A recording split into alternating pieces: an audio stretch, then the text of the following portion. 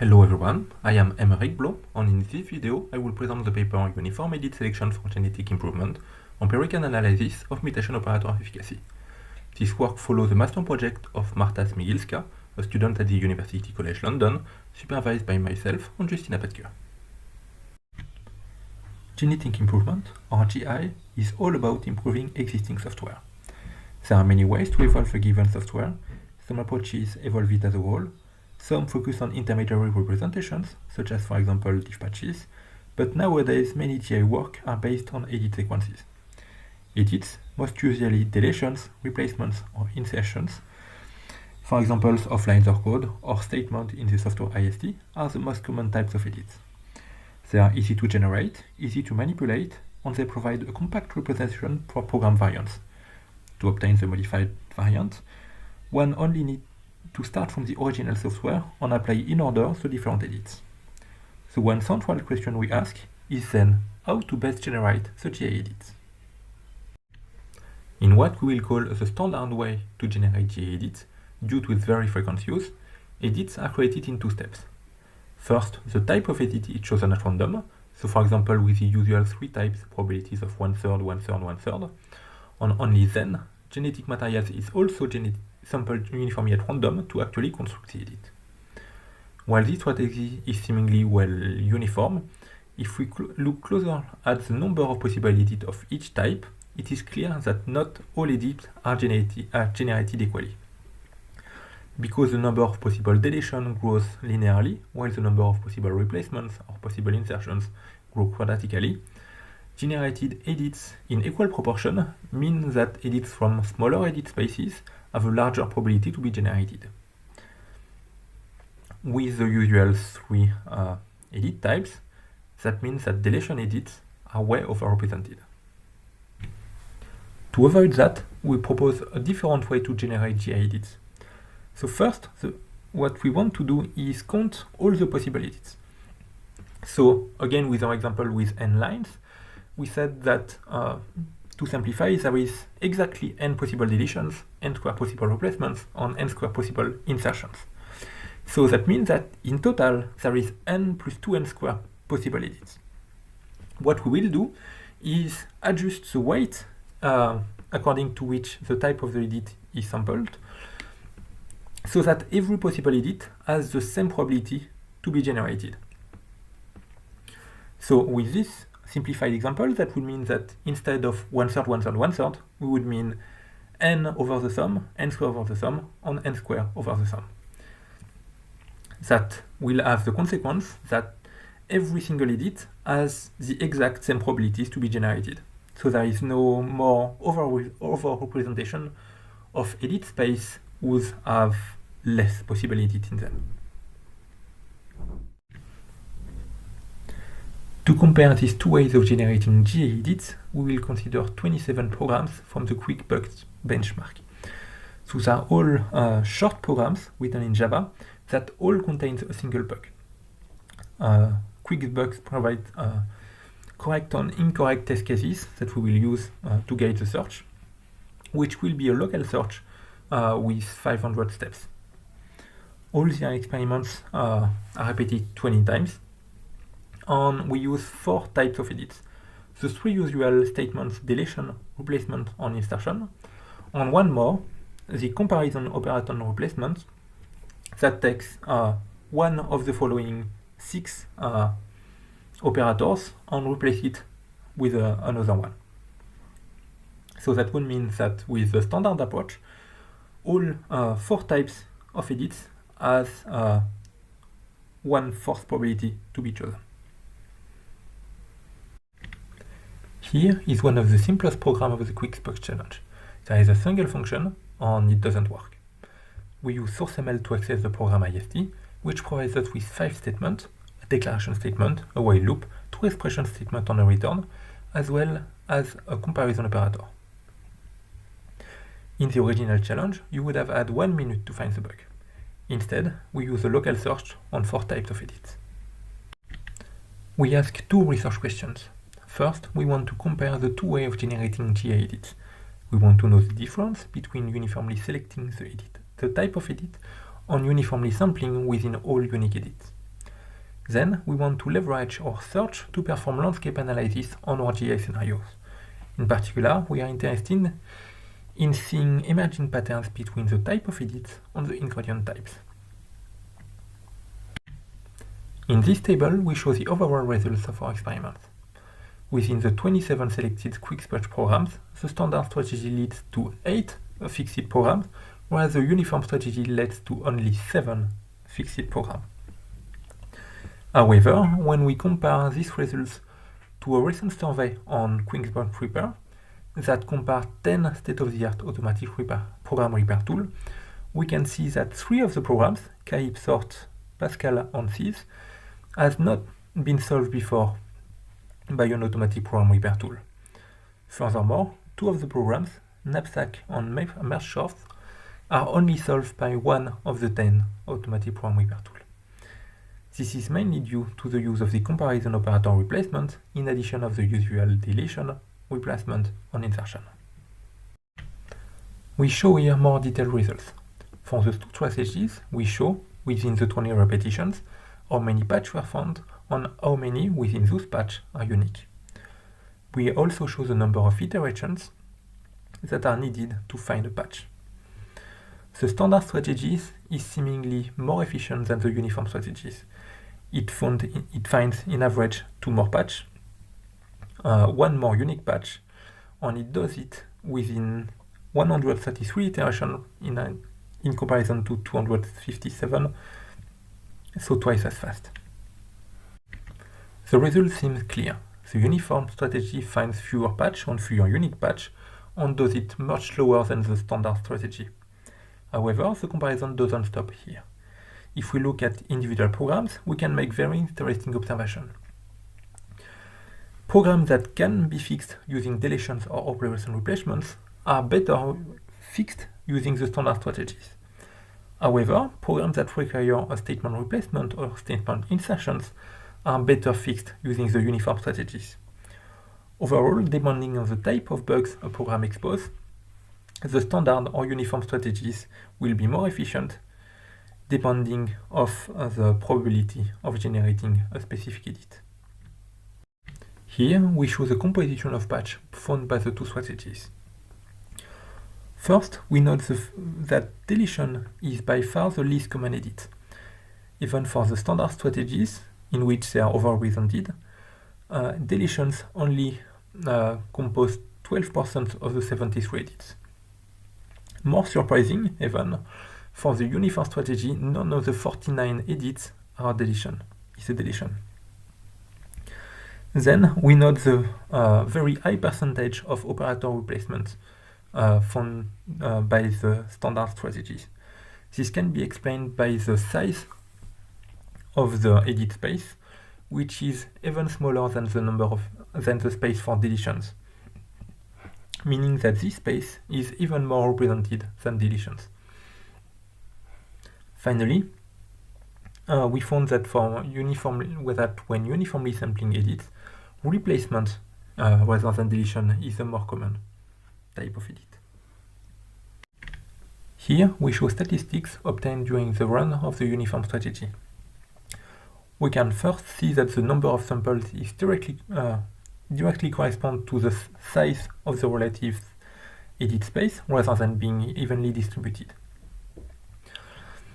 The first observation is that insertion and replacements are the most crash-prone edit, with only 20% and 30% of edit generations that lead to a program variant that does not crash. For deletion, roughly half of the program variants crash, or for operator replacements, only 10% of the variants does crash. By far, operator replacements are the type of edits that lead to the most fitness improvement. However, this is also the edit types that lead to the most loss in fitness. Finally, within the edits with the same fitness as the previous sequence of edit, roughly half of them show the show an identical output. Finally, we have a look at the coupling between edit types and ingredient type. These three graphs show, for the deletion, replacement, and insertion operators, the performance relatively to the type of statement on which they operate. Gray bars represent cases in which the fitness is not worse, meaning that program behavior should be mostly preserved, and blue bars show cases in which the edit is useful at passing more test cases. For all three operators, the least useful ingredient type is declaration statement, and the most useful is the expression statement. We also note that for deletion, targeting if conditions and while loops was very efficient. But as mentioned before, none of these edits did make it to the final patches. At last, we show the statistics for the comparison operator replacements. We can see that equality, in blue, and inferior, in yellow, were the comparison operators the most present in the targeted programs, and that replacing less or equal, in orange, with any other operator, was the more efficient. But overall, there is no clear pattern. In our experiment, we investigated how GA edits are generated, most frequently in two steps, first selecting an edit type and then sampling the genetic material. We show that selecting edit types uniformly leads to overrepresentation of small edit spaces. Our results confirm that while this can be beneficial when fixes can be found using those edits, the search process could be improved by considering a better balance between edit types. In particular, we found that, in contrast to previous work, deletions edits were significantly less useful than expected, with none of them present in the final patches of the uniform strategy.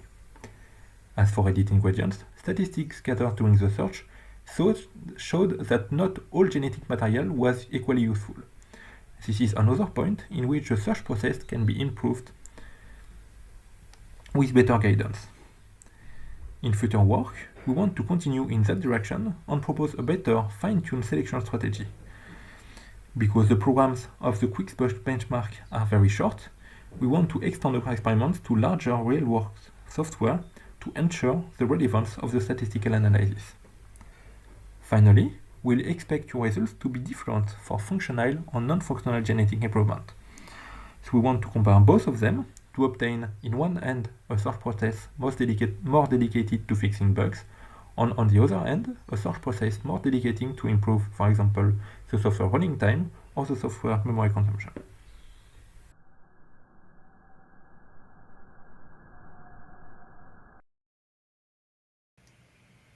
Okay, I think I'm live now. Thank you very much for that talk, Americ and other authors.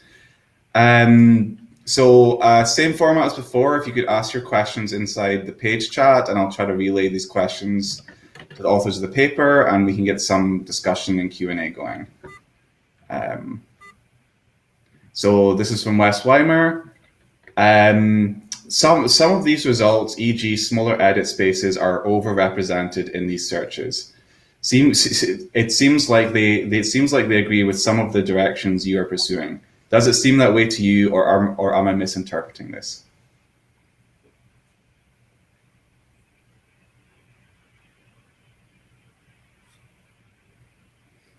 Do you know, you're drawing a blank at this question? Well, I would just say yes. Oh, okay. That's a. It wasn't to us. Okay, that's fine. You can give a short answer if you want.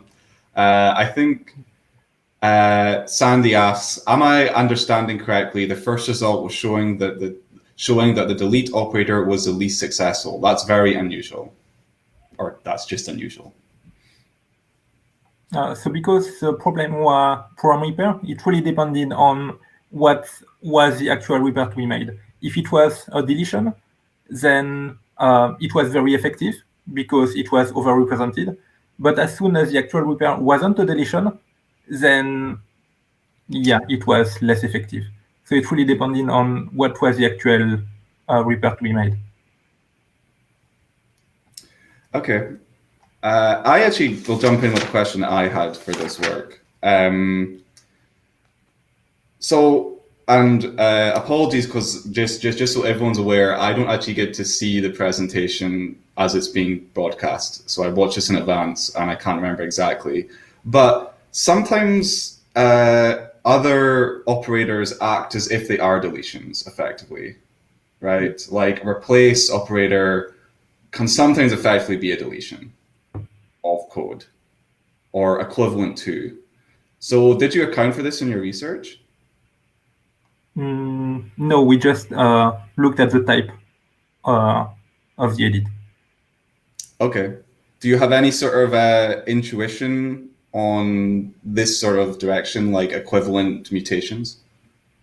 I think my only opinion is that even more overrepresent deletions, because yes, there are many ways that other edits can represent deletion. If you copy a variable declaration that is not used in your function, then it's essentially a deletion. Or yeah, if you replace it with anything which is not used, or it will, for example, be removed by the compiler, it is essentially a deletion. I'm not sure if it's really possible or a good idea to actually trying to take that into account. But yeah, if anything, that's another way that deletions are overrepresented in the search space.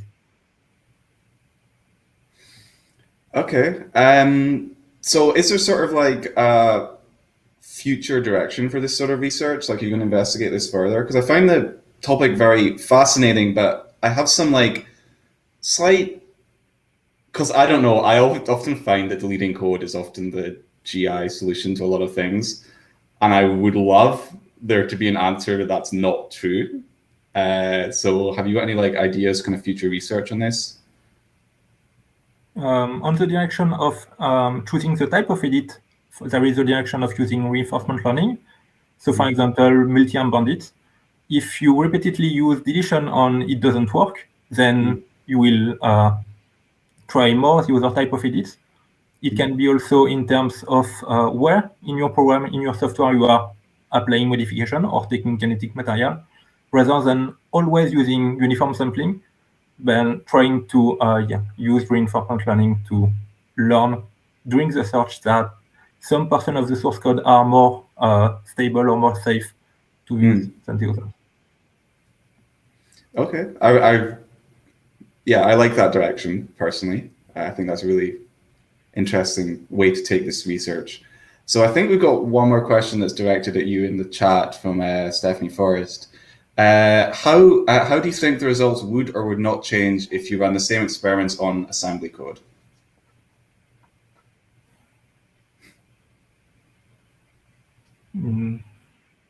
That's a good question. We will lose the second part of the experiments that try. Well, no. I'm not sure it will change anything. You will still have the issue of choosing the type of edit, and you will also have which type of assembly operator you're using. So in which you will have, well, each line of assembly for possible target, but each of these lines will be of different types. So you will still have to learn than some are more safe or more useful than the other to use. But wouldn't you not have this problem of having to obey language rules? It would just compile. You wouldn't need to deal with compilation. I'm not sure I catch that. I imagine if you're working in assembly as opposed to a language, you're not as constrained by language rules, and you wouldn't have to worry about your code not compiling. Wouldn't the search space not be richer in that case?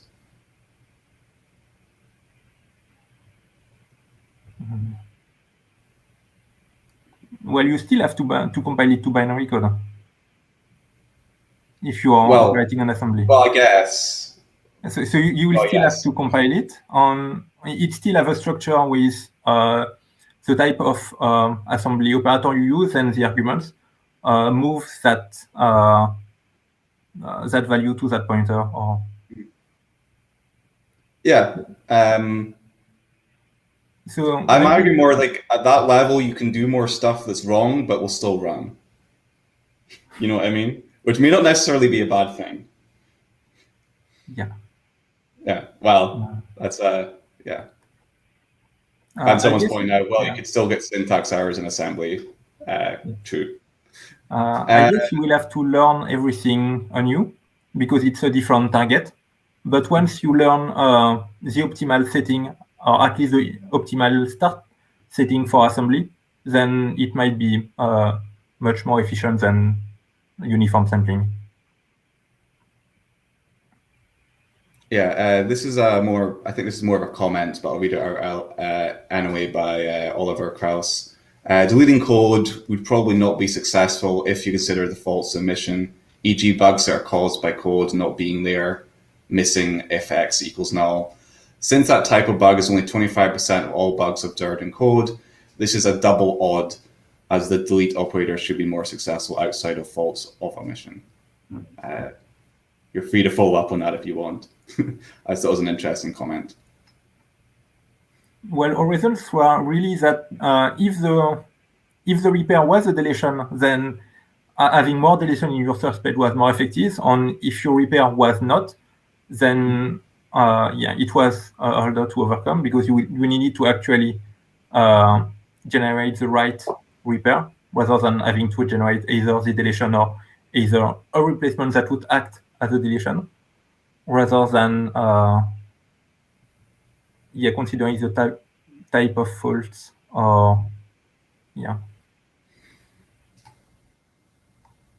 Cool. Just kind of a comment. So maybe that's why replacement somehow would better than deletion, in that even if it can mask act as deletion, it preserves like some code to the next mutation. So it will, well, especially if you do multiple edits, it won't be as destructive, shall we say. I'm just hypothesizing why results are they are the way they are. Mm-hmm.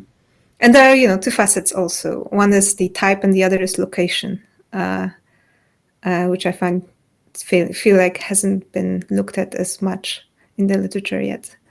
So depending on location, you might skew the probabilities of applying the different types of mutations. Yeah.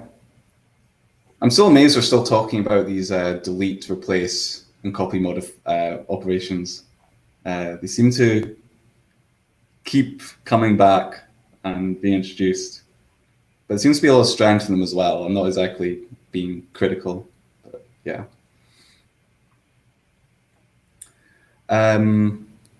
You've got 2 minutes left, Americ. Do you want to expand anything on your research?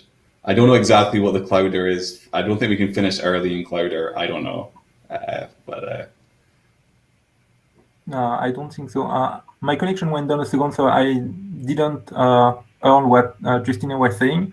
But if I could add something to the last question before my connection went down, it's the type of operator you use. So deletion, for example, might really be depending on whether or not you are dealing with functional or non-functional properties. So whether or not you are fixing bug or improving, I don't know, memory consumption or energy consumption. So that would also be depend on the type of problem you deal with. But, yeah. I'll use this final minute I have to just do some workshop housekeeping. I'd like to remind everyone that there will be a Best Presentation Award at this workshop. We will send out the link. I believe it's going to be a link we're going to send out at the end of the last session, end of the last presentation for people to vote on Best Presentation. So please, obviously, attend the presentations, but keep an eye out for ones you think are done particularly well, and there will be an award for the best person, and that'll be done and we'll do the awards in the last session. Hopefully, everyone can attend that time zone if your time zone works out. So 10 seconds left to go. So I'll see you all at the next talk, which is optimizing SQL queries using GI. Bye for now.